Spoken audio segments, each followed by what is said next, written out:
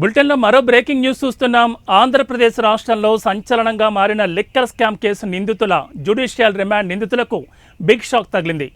నేటితో వారి demand ముగియడంతో ACB కోర్టులో హాజరుపరిచారు.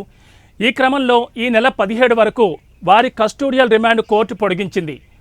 కోర్టు ఆదేశాలతో జైలు అధికారులు 7 నిందితులను విజయవాడ జిల్లా జైలుకు తరలిస్తున్నారు. వైసీపీ ప్రభుత్వ హయాంలో లిక్కర్ పాలసీలో మార్పులు చేసి వేల కోట్ల అవకతవకలకు పాల్పడ్డారనే ఆరోపణతో కూటమి ప్రభుత్వం సిట్ని ఏర్పాటు చేసింది.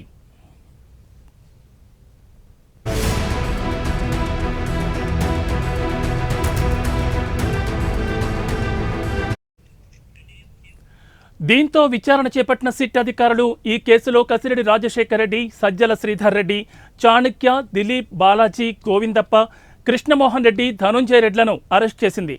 కాగా ఇదే కేసులో మే 20న వారి కస్టడీని కోర్టు పొడిగించగా ఈరోజు మరోసారి 14 రోజుల పాటు రిమాండ్ పొడిగించింది.